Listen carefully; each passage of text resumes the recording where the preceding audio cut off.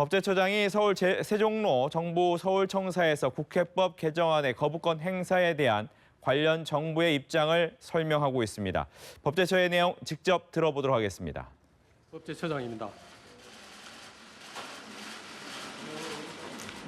정부는 2016년 5월 19일 의결되어 5월 23일 정부로 이송된 국회법 일부 개정 법률안에 대하여 제의를 요구하고자 합니다.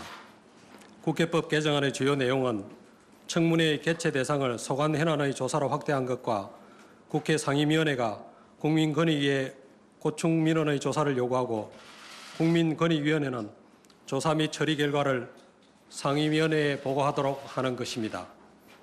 이번 국회법 개정안에 대한 제의 요구 사유는 다음과 같습니다. 먼저 현안조사 청문회를 신설한 것과 관련하여 첫째, 헌법이 규정한 국회의 행정부에 대한 통제 수단을 벗어나 새로운 수단을 신설하는 것입니다. 현행 국회법은 중요한 안건의 심사, 법률안의 심사, 국정감사 및 조사를 위해 청문회를 개최할 수 있는데 국회법 개정안은 여기에 더해 소관 현안 조사 청문회를 추구하고 있고 국회법 개정 제안 이유서에서는 국회의 국정 통제 권한을 강화하기 위한 것이라고 밝히고 있습니다. 우리 헌법은 권력 분립의 원칙을 채택하면서 국회와 정부 및 법원에 기속된 권한을 상호 견제하는 권한 또한 헌법에서 함께 규정하고 있으나 소관 현안 조사 청문회는 국회의 자율적 운영 범위를 넘어서 헌법에 근거 없이 국회법에서 행정부나 사법부 등에 대한 새로운 통제 수단을 신설한 것으로서 이는 권력 분립 및 견제와 균형이라는 헌법 정신에 부합되지 않습니다. 한편으로 청문회 관련 사항은 국회의 자율입법권이라는 주장에 대해서는 자율입법권은 국회 내부의 구성과 운영 및 의사 등에 관한 사항을 말하고 행정부나 사법부 또는 헌법재판소 등 헌법기관의 의무를 부과하고 청문회 불출석 등의 경우 국회 정언감정법에 따라 처벌 규정까지 적용되는 사항은 자율입법권의 대상이 아니라고 할 것입니다. 둘째, 현행 헌법에 규정된 국정조사 제도가 행해화될 우려가 있습니다. 헌법 제61조 제1항은 국회가 특정한 국정사안에 대해 조사할 수 있도록 하고 있고 이에 근거한 국정조사법에서는 국정조사의 절차, 조사의 한계 및 주의 의무를 두고 있으며 불출석 및 위증 시 처벌에 관한 규정을 두고 있습니다.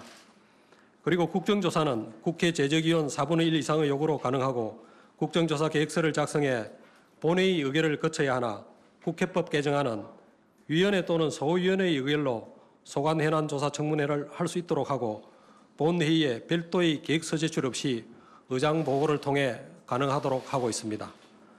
또한 국정조사법 8조에서는 계속 중인 재판 또는 수사 중인 사건의 소추에 관여할 목적의 감사나 조사를 금지하고 있어 재판 중이거나 수사 중인 사건의 경우 국정조사 청문회의 개최도 금지되나 국회법 개정안에 따른 소관 현안 조사 청문회는 이러한 제한이 없습니다.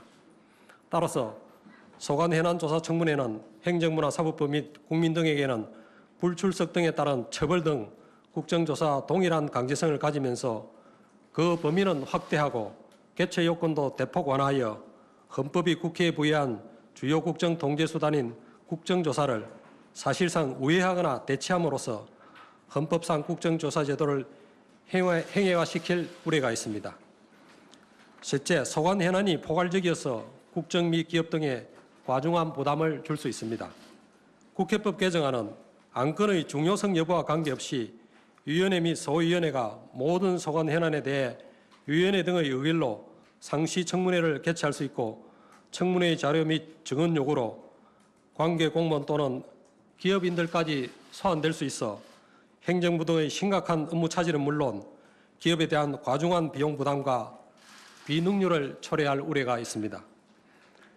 정책 중심으로 청문회를 운영함으로써 청문회가 남용되지 않도록 할 것이라는 주장이 있으나 남용의 우려가 있는 제도를 제한적으로 시행하기보다는 그 남용의 소지를 없애는 것이 바람직하고 이러한 정책 중심의 청문회는 처벌 규정까지 있는 청문회 제도를 활용하기보다는 현행 공청회를 통해서도 목적을 충분히 달성할 수 있다고 봅니다. 넷째, 이번 국회법 개정안은 주요 선진국에서는 보기 드문 사례입니다.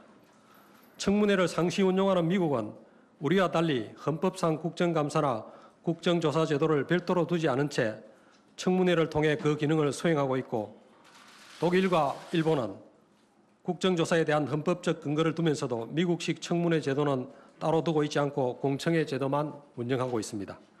따라서 헌법에 근거한 국정감사, 국정조사는 물론 국회법에 따라 중요 안건의 심사를 위한 청문회까지 도입 운영 중인 상황에서 소관 현안 조사 청문회까지 추가한다면 이는 주요 선진국에서는 보기 드문 2중, 3중의 행정부와 사법부 등에 대한 통제 수단이라고 할 것입니다. 다음, 고충 민원에 대한 국민권익위원회의 조사 요구 및 처리 결과 보고와 관련하여서는 국회와 행정부에 각각의 권한 책임을 부여한 헌법상의 권력 분립 취지에 상충될 우려가 있습니다. 국회법 개정안은 헌법상의 근거 없이 입법부의 업무를 행정부에 일방적으로 보고하는 것으로서 헌법 제96조 및 이에 근거한 정부조직조 및 개별법에 따라 정해져 있는 정부기관의 직무 범위를 국회의 조직과 운영에 관한 국회법을 통해 변경시키는 것입니다. 이러한 입법례가 선례로 남을 경우 국회가 경찰청, 공정거래위원회 등 다른 행정기관이나 대법원, 선관위 등 헌법기관에 대한 특정한 의무를 부과하는 유사한 규정이 도입될 수 있어 행정기관이나 다른 헌법기관 본연의 직무 권한을 침해할 우려가 있습니다. 더욱이 특정 사안에 대한 처리 결과를 보고하도록 하는 것은 대등한 지에 있는 민원 행정기관의 업무 영역을 넘어서는 것으로 권력 분립의 정신에 부합되지 않습니다. 정부는 이상과 같은 이유로 국회법 개정안에 대해 네, 법제처장이 이제 국회법 거부를 한 이유에 대해서 계속해서 설명을 하고 있습니다. 크게 보면 이제 소관 현안조사 청문회 자체가 헌법에 근거가 없는 규정이다. 국회가 행정부의 통제 수단을 신설한 부분이 있다라는 이야기를 했고요. 또 재판 중 소송 사안에 대해서도 할 수 있다는 부분이 좀 문제가 될 수 있다는 등 여러 가지 이야기를 계속해 왔습니다.